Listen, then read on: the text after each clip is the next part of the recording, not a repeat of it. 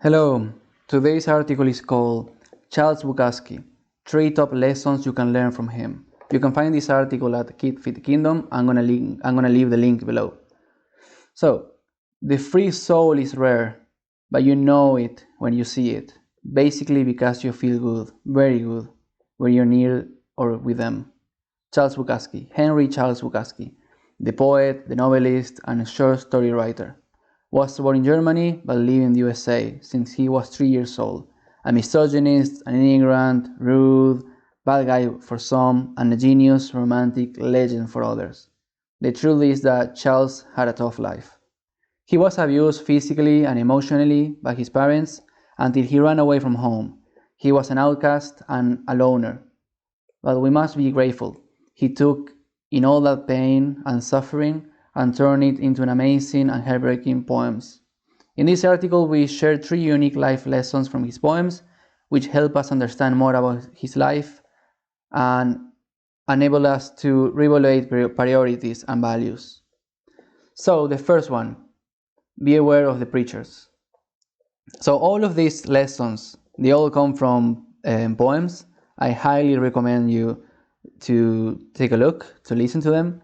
You will see the videos with the poems in the page. So yeah, the first one, be aware of the preachers. Be aware of those who are always reading books. Be aware of those who either detest poverty or are proud of it. Be aware of those quick to praise, for they need praise in return. Be aware of those who are quick to censor. They are afraid of what they do not know. The genius of the crowd. So, a philosophical and psychological piece, you won't find it in any college book. This poem talks about people's deep intentions and subconscious lives. We tend to focus on, or like Charles said, preach about what we do not have. In some cases, this lie can be a mortal pain in our souls, which we fix by pointing at and blaming others for. We do this to try and feel morally superior and better about ourselves, something which never succeeds. So you can see right now how some people, if you have your own opinion, if you are trying to just live your life without hurting anybody, someone is going to point at you and say this or say that, just because they wish they were like you. Or at least that's my idea. When you criticize something, there's a reason. And you will learn more about yourself by thinking why you don't like something. So instead of criticizing something, first try to reflect on it. Why are you mad? Why are you angry? What's the bad? What's the good? And then react. But first you need to understand why. The second lesson, reinvent yourself. Invent yourself and then reinvent yourself.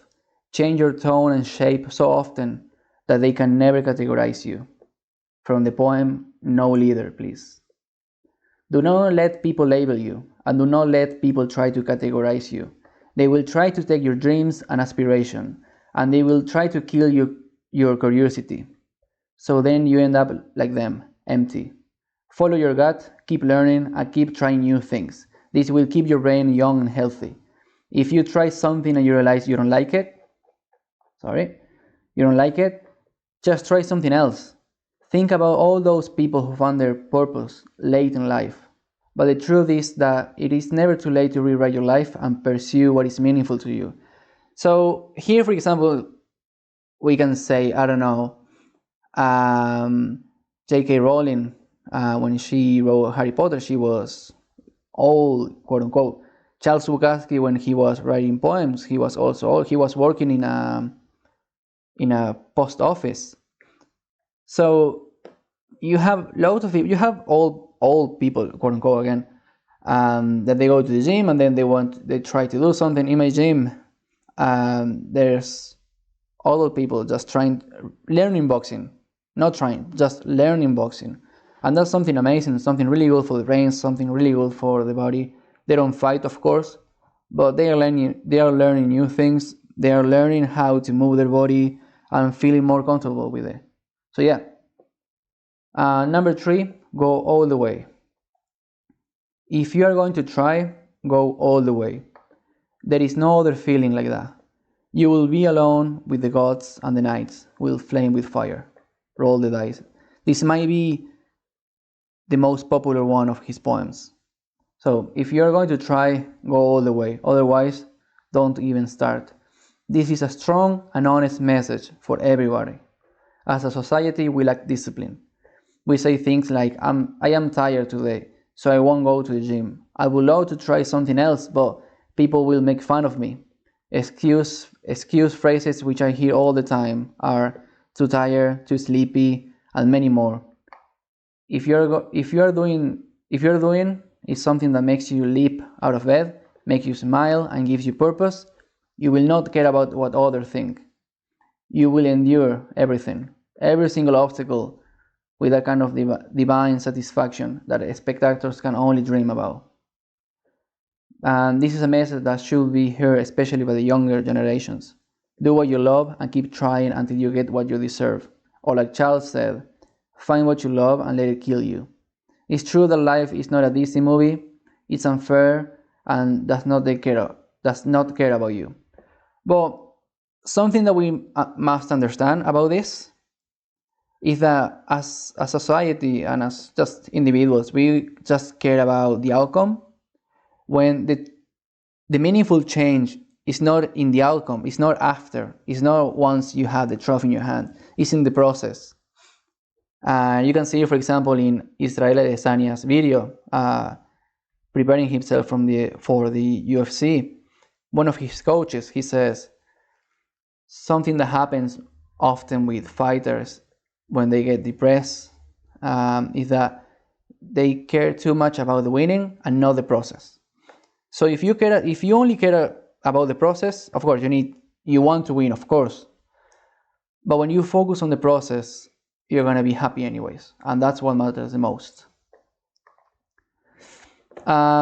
Just here some recommendation. My top 5 favorite Charles Bukowski books: Hammond Rye, Post Office, Woman. These 3 are like a trilogy. Then the last 2, The Pleasures of the Damned and Love is a Dog from Hell. These ones are just poetry, and the first 3 are novels.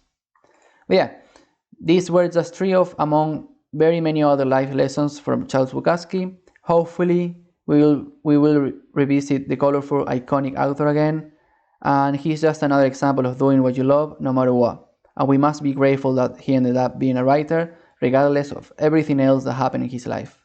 His writings and poems are just masterpieces. Every single one tells a deep story.